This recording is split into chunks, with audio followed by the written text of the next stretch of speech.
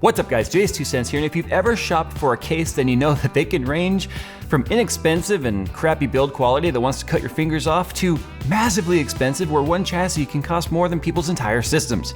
Well, today we're gonna take a look at a chassis that gives you kind of everything you really need, but it doesn't even cost $100 US. It comes in at $89.99 and it includes tempered glass side panels. Wow.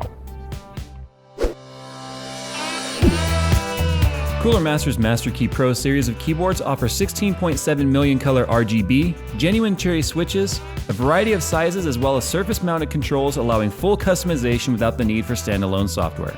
Learn more by following the link down below. Okay, so this has actually been my editing rig for the chat. We got a new scratch on the desk. That face you just gave me. I'm sorry. Let's go and start with the tempered glass panel. You can see right here, it is tinted, which is nice. You got tempered glass on both the front and the back of the case. But because it's tinted, it does a good job of hiding wiring in the back. It even does a really good job of hiding the logo, which is, I think, the very first thing people see in this case is like, oh my God, I don't want to see that big giant orange Cougar logo. The nice thing is though, I mean, as you guys saw, it definitely covers it up quite a bit. But you know, you can also cover that up with paint. If you want, you can paint it. You could put like 3M carbon fiber wrap material on it. That's what we were gonna do until we put the side panel on and went, you know, it's really not that bad. Problem is, it's not a decal, so you can't peel it off. It's actually painted on there, so that's unfortunate. But anyway, this case right here, it's hard to find a case that really meets the needs of both water coolers and air coolers. Because water cooling has a whole different set of requirements in terms of what you'd look for in a case than something like air cooling. Now let's go and start with some of the water cooling friendly features here because you guys know that's kind of my thing. We've got 360 worth of fans on the front of this. We've got three 120mm Corsair maglev fans. Now they're mounted on the inside of the case right now, but you can actually mount those on the outside of the case underneath the grill if you want, which leaves plenty of room for push-pull 360 rad config on the front. You can actually go all the way up to like a 60mm rad and still not interfere with your graphics cards. It just makes it hard to find a place to put your reservoir and your pump, but it could technically fit it. Now on the top, I'm running two 140mm maglev fans on my Kraken X62, and I have the Radiator mounted on top of the chassis underneath the grill.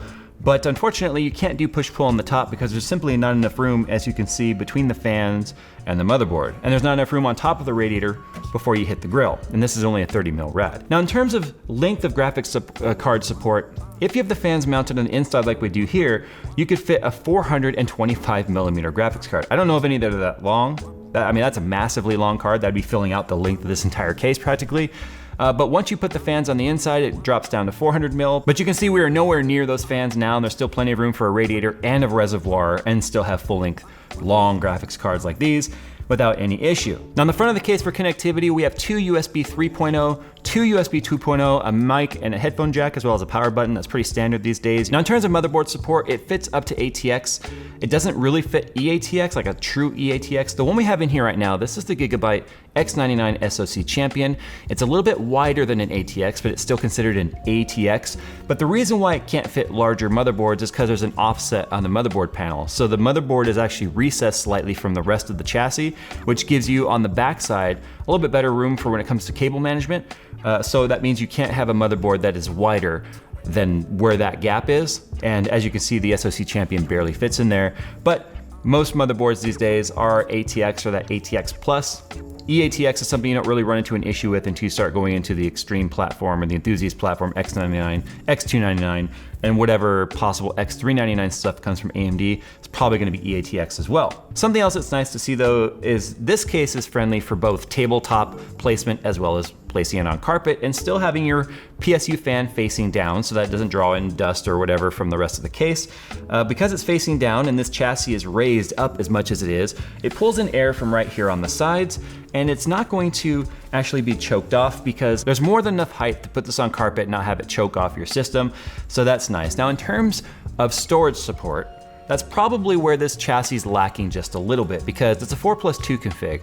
So that means you can fit 4 SSDs and 2 3.5-inch drives. But you can also mount 2 2.5-inch drives or SSDs, where the 3.5s go for a total of 6 2.5-inch drives for support. So you can put a lot of SSDs in this thing, plus whatever M.2 is on your motherboard. But unfortunately, it's not very friendly with 3.5-inch drives, so this is not a very ideal chassis for like a NAS or something like that. Now, unfortunately, there is no 5.25 expansion base support for this. So if you've got 5.25, maybe a reservoir, like a bay reservoir, or a card reader, fan controller, whatever, unfortunately this case does not offer any support for that. A lot of chassis seem to kind of be going the way of getting rid of those in lieu of better airflow, because a lot of people are going to digital downloads and stuff, so they don't need optical drives, which is what those were always intended for. Unfortunately, accessory support goes out the window as well when they lose all optical drive support, so that's something worth keeping in mind for sure. Now, this chassis is also perfect for those that are interested in airflow, because both the top and the front is nothing but big, open, wide ventilation. So right now with these fans on the front only running at 50%, there's a massive amount of airflow coming in. Same thing on the top right here. Even with 140mm fans, which have a little bit less static pressure than 120s, and a radiator in between the fans and the vent right here, there's a lot of airflow actually coming out of the top, so that's something worth keeping in mind. Now, unfortunately, when it comes to air cooling support though, it only has a max supported cooler height of 160mm, and I know a lot of air coolers like Noctua, a lot of Cooler Master coolers are taller than that, start like 162, go up to like 170, 180. But hopefully with the improved airflow of the chassis as a whole, some of the smaller coolers will be more efficient. Now, something else that was a problem with this case when I was building in it is unfortunately the feet where it touches the table, it narrows in and it tapers in, which means your motherboard and stuff is off to the side and a little bit outset from where the feet actually touch the table. And when I was building this, I almost knocked it over several times, because unfortunately, until you get the graphics cards in and the power supply in, which kind of weights it down a little bit, it really wants to fall backwards very easily. I mean, you can kind of see right here just how narrow the feet are on this.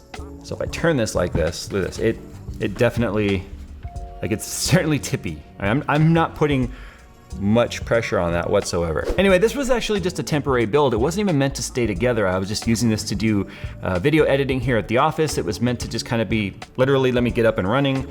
And I liked it so much, I kept it together.